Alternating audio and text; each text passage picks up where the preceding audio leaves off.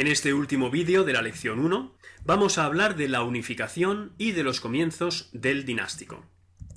Como hemos tenido ocasión de ver en los vídeos precedentes, los tres estados incipientes del Alto Egipto predinástico, el reino de Hieracómpolis, el reino de Nagada y el reino de Tinis o Abidos, se unieron, muy a principios de Nagada III, en un único reino unificado del Alto Egipto predinástico, que muy pronto emprendió un proceso de expansión política y militar que lo llevó por el sur hasta la altura de Elefantina, es decir, de la actual Asuán, de la primera catarata, y por el norte hasta el Mediterráneo. Es importante tener presente, sin embargo, que este proceso de unificación política y militar, que tuvo lugar durante Nagada III AB, es decir, aproximadamente entre 3300 y 3100 a.C., estuvo precedido por un proceso de unificación cultural que se desarrolló durante Nagada II CD, es decir, aproximadamente entre 3600 y 3300 a.C., y que supuso que la cultura del sur, la cultura del Alto Egipto, se expandiera por todo el valle del Nilo egipcio y en especial por el delta, es decir, por el Bajo Egipto. En los yacimientos del delta observamos, en efecto, cómo la tradición local, la tradición cultural local, es sustituida paulatinamente por la tradición cultural del Alto Egipto. Nos referimos fundamentalmente a la cultura material, es decir, a la cerámica, a la industria lítica, a los objetos en metal, a todo tipo de artefactos construidos por el ser humano, a los patrones de asentamiento, a las necrópolis y a las tumbas. En todos estos ámbitos observamos cómo en los yacimientos del delta la tradición local deja paso a la tradición procedente del Alto Egipto. El esquema de esta diapositiva muestra la estratigrafía arqueológica del yacimiento de Tel el Faraín o Buto, situado en el norte del delta. En él podemos apreciar cómo los estratos inferiores, que son los más antiguos, responden a la tradición cultural del Bajo Egipto, mientras que los estratos superiores, que son más recientes, responden ya a la tradición cultural del Alto Egipto.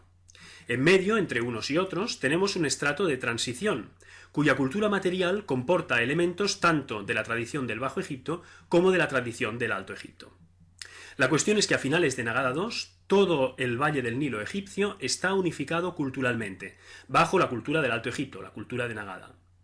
No sabemos por qué mecanismos se produjo esta unificación cultural, pero algunos autores han avanzado la hipótesis de que fuera el resultado de un proceso de colonización del delta por parte de las élites del Alto Egipto para asegurarse el control de las vías de comunicación por las cuales llegaban a Egipto bienes de prestigio y materias de prestigio procedentes del continente asiático.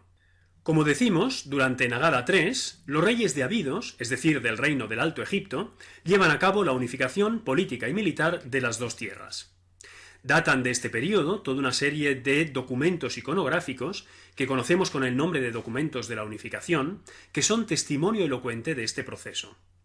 Desde el punto de vista de los soportes, los documentos de la unificación pueden ser pinturas murales o sobre tejidos, o pueden ser también relieves esculpidos sobre mangos de cuchillo ritual de marfil de hipopótamo, o sobre paletas votivas de grauvaca, o sobre cabezas de maza, también votivas, de piedra caliza.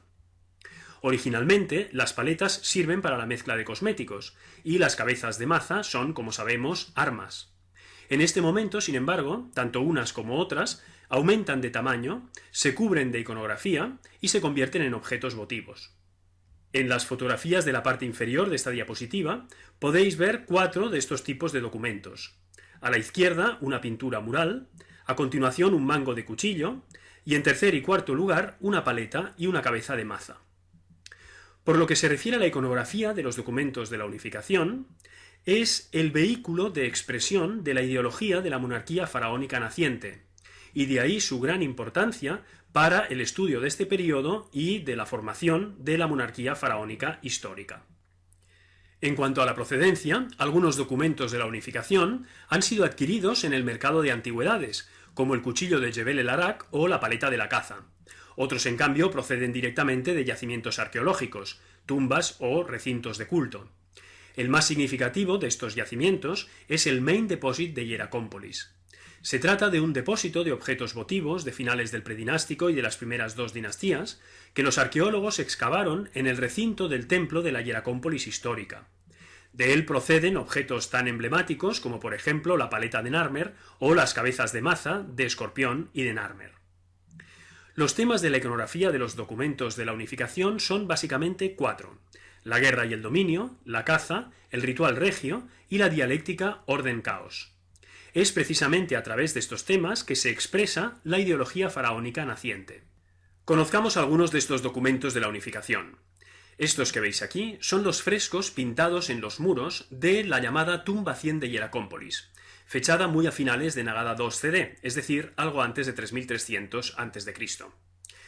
Estamos en el momento inmediatamente anterior a la unificación, y por eso estos frescos deben ser considerados más bien como un precedente inmediato de los documentos de la unificación propiamente dichos. Como sabemos, las élites de Hieracómpolis se enterraron durante Nagada II AB y después durante Nagada III en el cementerio HK6. Pero durante Nagada II CD abandonaron este cementerio y pasaron a enterrarse en la localidad HK31, situada en el límite mismo entre el desierto y las tierras de cultivo. Es allí donde a finales del siglo XIX los arqueólogos excavaron la famosa tumba 100. El emplazamiento de la localidad HK31 nos es actualmente desconocido, porque después de la excavación y documentación de la tumba 100 y de otras tumbas de esta misma localidad, los arqueólogos abandonaron el lugar, que volvió a ser cubierto por las arenas del desierto o tal vez por la vegetación. A la izquierda de la diapositiva tenéis el dibujo de la parte más importante y mejor conservada de los frescos. Como podéis ver, el tema principal es una procesión de barcas. Se trata muy probablemente de un ceremonial regio con significación funeraria.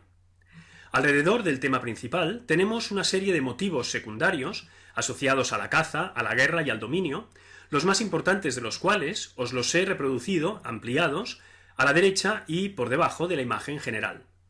Dos de ellos además aparecen en las fotografías de la derecha. Los frescos de la tumba 100 no han llegado hasta nosotros, pero sí que conservamos una fiel reproducción de los mismos realizada en el momento de la excavación de la tumba. Estas fotografías corresponden a esta reproducción. En la superior, a la izquierda, podemos ver el famoso tema del Señor de los Animales, es decir, del personaje entre dos leones rampantes, en este caso rojo el de la izquierda y negro el de la derecha. El rojo es el color que según los egipcios simbolizaba el desierto y la esterilidad, mientras que el negro es el color de la fertilidad, de la tierra negra de Egipto, fertilizada por el limo del Nilo. Algunos autores han propuesto, por tanto, ver en este motivo una alusión a la capacidad del líder o del rey de mantener en equilibrio fuerzas cósmicas opuestas. Es el tema de la dualidad, del que hablábamos en el primer vídeo de esta lección. En la fotografía inferior, también a la izquierda, podéis ver la primera representación conocida del motivo de la masacre del enemigo, destinado a convertirse en uno de los temas iconográficos más significativos de la realeza faraónica histórica. Podéis ver a un personaje que blande su maza ante otros 3 personajes arrodillados y sometidos a él. De Nagada III AB, es decir, ya propiamente del periodo de la unificación, data el famoso cuchillo de Jebel el Arak, hoy conservado en el Museo del Louvre. En la parte superior del recto de este hermoso objeto podemos ver de nuevo el motivo del Señor de los Animales, pero esta vez con una factura claramente elamita o mesopotámica, una evidencia, entre otras, de contactos e influencias que en este momento hubo entre Egipto y el Golfo Pérsico. En el verso podemos ver escenas de lucha, que evocan, sin duda, los conflictos del momento. En la parte superior de esta diapositiva podéis ver el dibujo del recto del mango de cuchillo del Metropolitan de Nueva York. El tema representado es una vez más el de la procesión de barcas, como en la tumba 100 de Hieracómpolis. La iconografía de este objeto nos interesa particularmente porque en la parte superior derecha podemos ver la imagen de un rey sentado en su trono, portando el flagelo y tocado con la corona blanca. Se trata de una de las representaciones más antiguas de lo que en tiempos históricos será específicamente la corona del Alto Egipto. Además, en la parte central inferior del mismo objeto, podemos ver una de las representaciones más antiguas también de lo que en tiempos históricos será la capilla simbólica del Bajo Egipto, con el techo abovedado. En la parte inferior de la diapositiva podéis ver el dibujo del mango de cuchillo de Hieracómpolis, que hoy se guarda en el Ashmolean Museum en Oxford. Aquí, en el verso, es decir, a la izquierda, podemos ver una representación, una de las más antiguas, de lo que en tiempos históricos será la capilla simbólica del Alto Egipto. Se trata del mismo edificio que, presumiblemente, presidió el recinto cultual HK29A de Hieracómpolis, como tuvimos ocasión de comentar. De Nagada 3 a B datan asimismo, como hemos dicho, las grandes paletas votivas decoradas. Las más antiguas no presentan su decoración organizada en registros horizontales, como esta que veis aquí, que es la llamada paleta de la caza, uno de cuyos fragmentos se guarda en el Museo del Louvre, mientras que los otros dos se guardan en el Museo Británico. A la izquierda de la diapositiva os la he puesto en posición vertical, que es la posición correcta de observación, como quiera que se trata de una paleta escutiforme.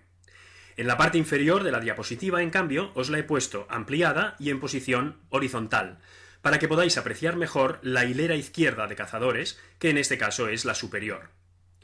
En este documento se representan las dos modalidades posibles de caza: la caza al herbívoro, que es alimenticia y por lo tanto sin peligro, y la caza al carnívoro, a la gran fiera salvaje, en este caso al león, que es una caza peligrosa y por tanto socialmente prestigiosa. Los cazadores aparecen dispuestos, como podéis ver, en dos hileras, a lado y lado de la composición, y están pertrechados con todo tipo de armas, cosa que no sucede en una partida de caza real, donde las armas son siempre específicas en función del animal cazado. Esto es así porque en este documento no se pretende reflejar un hecho histórico, un hecho real, un hecho realmente acaecido, sino que lo que se pretende es reflexionar, digámoslo entre comillas, sobre la realidad caza en todas sus manifestaciones. Como podéis ver también, en este documento no se representa directamente al rey, pero es interesante observar que el atuendo ritual que el rey llevará ya desde finales del predinástico y en la época tinita y a lo largo de todo el reino antiguo, es en esencia el atuendo de un antiguo cazador. En la fotografía inferior, el segundo cazador por la derecha de la hilera superior sujeta con su mano izquierda un estandarte, levanta con la derecha una maza y va vestido con un faldellín corto y una cola de toro. Este mismo personaje aparece reproducido a la derecha, en el dibujo inferior derecho. El dibujo superior derecho corresponde al personaje que masacra enemigos de la tumba 100 de Hieracómpolis, que ya hemos tenido ocasión de conocer. En cambio, el dibujo de la izquierda reproduce el rey Narmer de la paleta de Narmer. Si os fijáis, esta imagen viene a ser una síntesis de las otras dos. En efecto, el rey Narmer va vestido con un faldellín corto y una cola de toro, igual que el cazador, levanta con la mano derecha una maza, igual que los otros dos personajes, y sujeta con la izquierda, aunque aquí no esté reproducido, el personaje arrodillado ante él, igual que en la tumba 100. En efecto, el faraón será, a lo largo de toda la historia de Egipto, un gran cazador, un cazador de fieras salvajes en tanto que fuerzas de la naturaleza, porque él mismo es una fuerza de la naturaleza capaz de oponerse a sus semejantes, y porque esta actividad es una manifestación de su prestigio y de su poder. Y ya que estamos hablando del mundo de la caza, permitidme que por un momento retroceda algo en el tiempo para mostraros el origen de lo que en época histórica será la corona roja del Bajo Egipto. En la parte central de esta diapositiva os he reproducido dos personajes que proceden de sendos grabados rupestres del desierto oriental de Egipto, fechados en un momento impreciso pero en pleno predinástico. Se trata de dos líderes de caza, y están tocados con la forma más antigua conocida de lo que después será la corona roja.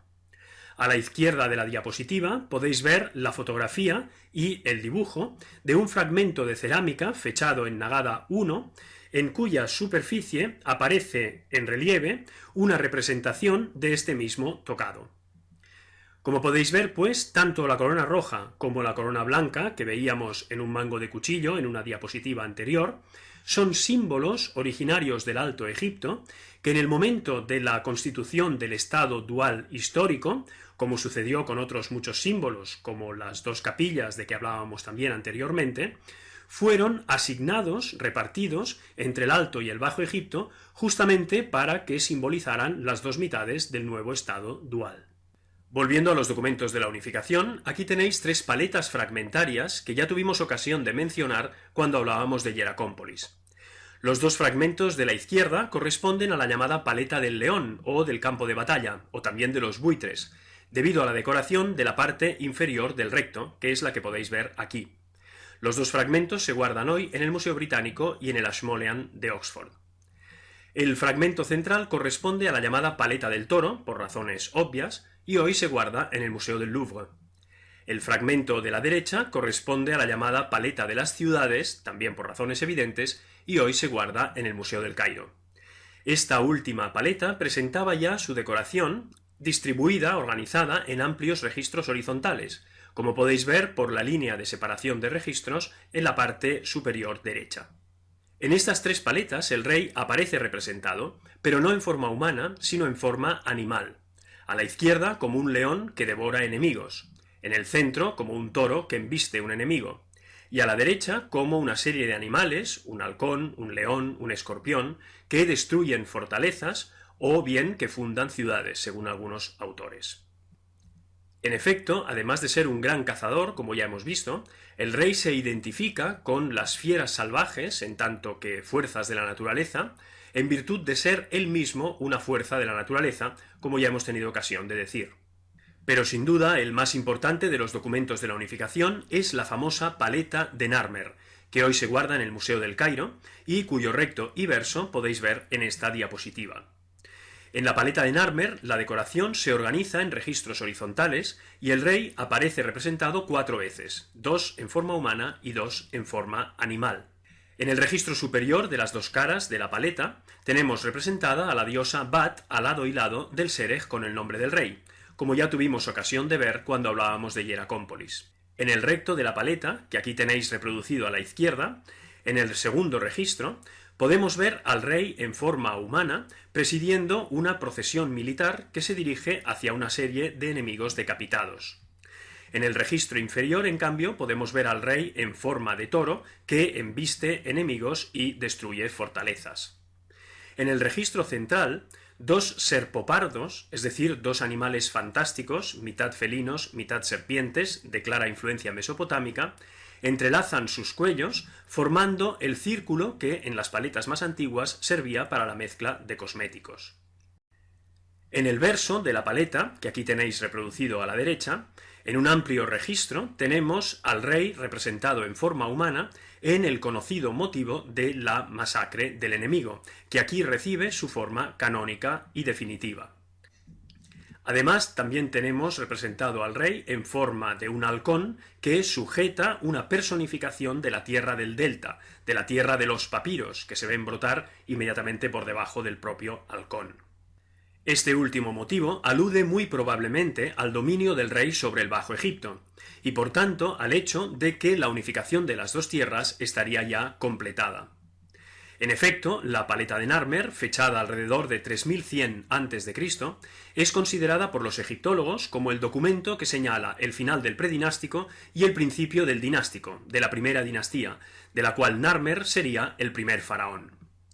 No en vano, en la paleta de Narmer, como podemos ver en estos 2 detalles correspondientes al recto y al verso, el rey aparece tocado por primera vez en un mismo documento con lo que a partir de ahora será la corona roja del Bajo Egipto, a la izquierda, y la corona blanca del Alto Egipto, a la derecha. Esto significa que el estado dual histórico está ya en marcha.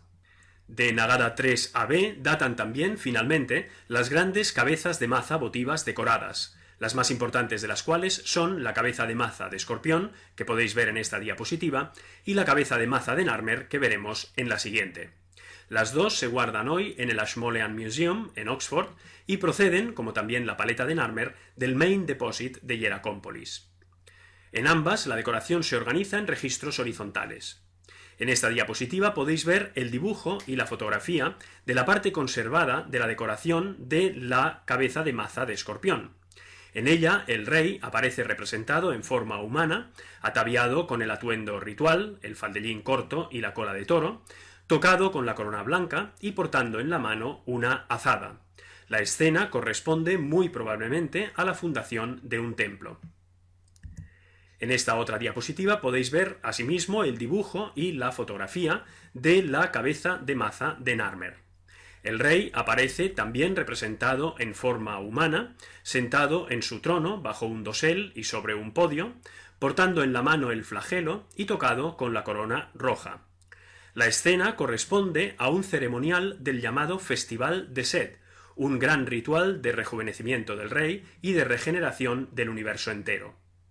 Vistos los documentos de la unificación, podemos decir que durante el reinado de Narmer se produce la transición del predinástico al dinástico. Pero es que además este reinado supone una inflexión fundamental en la historia de Egipto, que se observa en distintos ámbitos, de los cuales nosotros vamos a destacar aquí tres. En primer lugar, Narmer es el último rey que es representado iconográficamente tanto en forma humana como en forma de gran fiera salvaje. En efecto, a partir del segundo rey de la primera dinastía, el faraón será representado siempre exclusivamente en forma humana. En segundo lugar, los motivos de influencia elamita o mesopotámica que aparecen en algunos documentos de la unificación, como los serpopardos de la paleta de Narmer o el motivo del señor de los animales del cuchillo de Jebel el Arak, que aquí tenéis reproducido otra vez, desaparecen por completo de la iconografía faraónica. Y en tercer lugar, los objetos que a finales del predinástico habían servido como vehículos de la ideología faraónica, es decir, las cabezas de maza, las paletas y los mangos de cuchillo, que tenéis en la parte superior de esta diapositiva, dejan de ser utilizados de forma súbita y drástica tras el reinado de Narmer y son sustituidos por otro tipo de objetos, como los que veis en la parte inferior de la diapositiva, entre los que destacan las etiquetas analísticas, las primeras dos por la izquierda, de las que tuvimos ocasión de hablar en el primer vídeo de esta lección. De este modo, los que hasta ahora habían sido los canales de la ideología faraónica dejan paso a nuevas formas de expresión. Si os interesan los documentos de la unificación y su iconografía, podéis ver las referencias bibliográficas y webgráficas que tenéis en esta diapositiva y también en esta otra. Una vez completada la unificación, hacia 3100 a.C., los reyes unificadores abandonaron Abidos como lugar de residencia y se establecieron en Menfis, fundada en el vértice del delta, en el límite mismo entre el Alto y el Bajo Egipto, y convertida a partir de ahora en la capital del nuevo Egipto unificado. De la fundación de Menfis y de su palacio real, así como del templo de la principal divinidad de la ciudad, el dios Ptah, en griego Hefesto, nos hablan distintos autores clásicos como Heródoto, Manetón o Flavio Josefo. En esta diapositiva tenéis los pasajes en cuestión.